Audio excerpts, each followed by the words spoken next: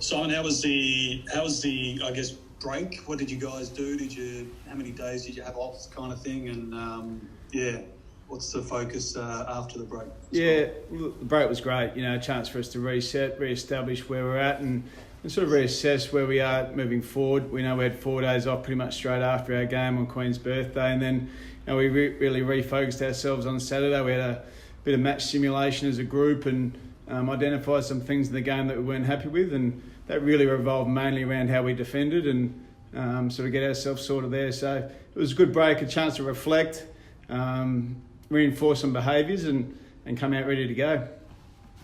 Does having a loss before the bye kind of give you a bit of extra time to regather yourself, or just realise what was going wrong in particular? I think it puts people back on edge. Even though we sit where we sit, I don't think we sit here comfortable. We sit here wanting to improve, wanting to get better, but also recognise the things that have driven us to the position that we're in. So I think it's given us a chance to really dig a little bit deeper, which I think is a good thing, and come out the other side with how we're going to improve and what we really need to reinforce to get better for the rest of the year.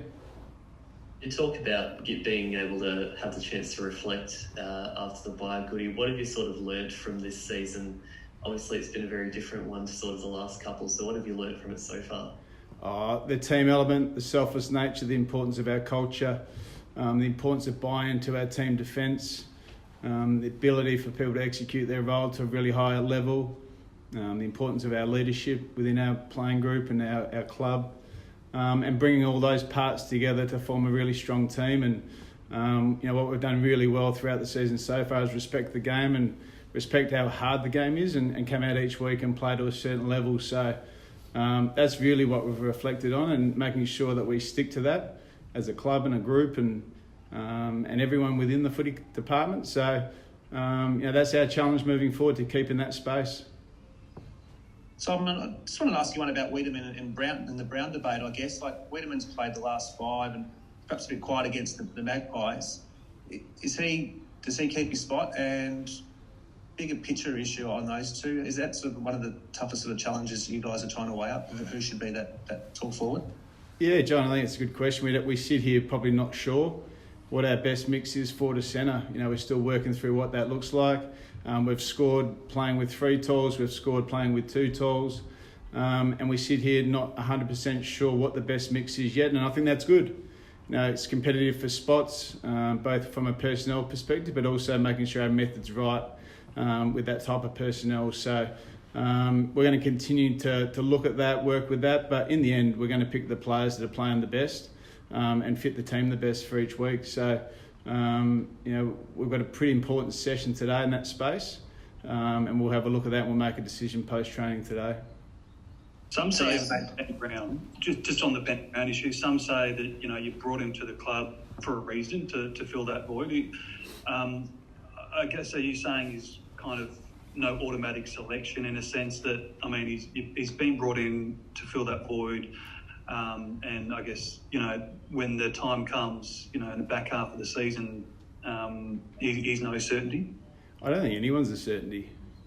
We don't give anyone guarantees to play. What we'll do is we'll pick the best team that's available and the best team that's in form, no matter who the name is. And Ben's still building his game. He's looking better and better all the time. His body's getting better. And the similar thing with Sam. just because they're a name or they've played a certain way before, doesn't mean you get a game automatically. You've got to fit the team and you've got to be in form and you've got to be ready to go. And as I say, I think competition for spots is really healthy. And we'll continue to find what the best mix is. And Simon, just to ask it outright, do you go with Ben this week? Has he built that body of work that you want to see him come in? That's a pretty straightforward question. And as I said, we'll train today. It's an important decision to make after training. We're still not fixed on that yet. We'll make that assessment after training today and see who trains well. And one player that I can tell you will play is Jack Viney. He's ready to go. He's someone that we need in our team. He brings a certain element and stiffness to our team and the way we play. So we're looking forward to getting him back. Feels like you've taken a very patient approach with Jack, Simon. Do you feel like he's sort of really cherry ripe given those extra weeks? Yeah, look, he is. You know, we've worked really closely with Jack to make sure his body's in really good shape. We've got the right amount of load into him. He trained exceptionally well on Saturday, and he brings something to our group and our team that's that I think all teams would love to have. He brings a spirit and a character to our toughness around the footy, and we're looking forward to getting him back in. We've missed him.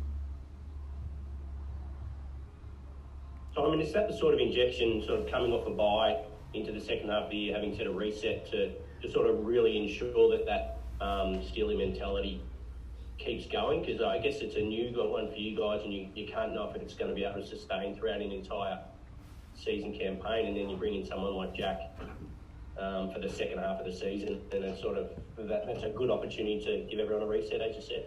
Yeah, it is, and I think there's always going to be periods in the season when you're not at your best, and you know, you've got to find ways to continually improve. But you know, the things that we really value, Jack brings in spades. You know, he brings a real hardness and competitiveness to our playing group, and a toughness that around the footy that's really important to the way we defend. So you know, having him back's a great lift for us. You know, it's been 6 or 7 weeks now where he's been out of the side, and we have missed him, and you know, it's going to be great to get him back. Have you seen all the signs just in the couple of days being back that the players have still got sort of that mental resolve that sort of carried you through the first half of the year? Obviously, you get a bit of a break, come off a loss. You never know. Have you seen what you wanted to see? Yeah, look, I think, you know, obviously losing going into the break, you know, they've come back and there's a real hunger about them. I think they sense the opportunity of what's in front of them to continue to build and improve their game. But there's a hungriness about the group, and that's what's got to remain. They've got to remain hungry to build a game that's going to sustain themselves over a long period of time. And our leaders are really have got a mindset around what that looks like, and they're going to continue to drive that internally within our playing group. But the Magpies sort of used the game plan, Simon, I guess, where they tried to make your defenders accountable and leave them a few times, I guess, sort of caught a little bit no man's land. Is that something you sort of zeroed in on heading back into the season? Perhaps teams will try and use those tactics again? Oh, we just didn't defend very well, John, right across the board. You know, if you give teams time and space, they can do whatever they want with the ball. So, yeah, look, teams are going to look at us differently and try and find ways to play against us, just like we do against every opposition we play. But, you know, that's something that we'll deal with. But, you know, right across the board from the Collingwood game, we just needed to defend to a way higher level, especially in that forward half of the ground and through the middle of the ground.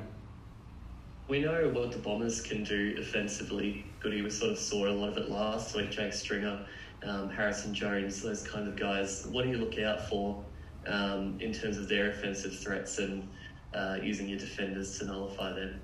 Oh, look, they're in really good form. You know, they're playing some really outstanding footy.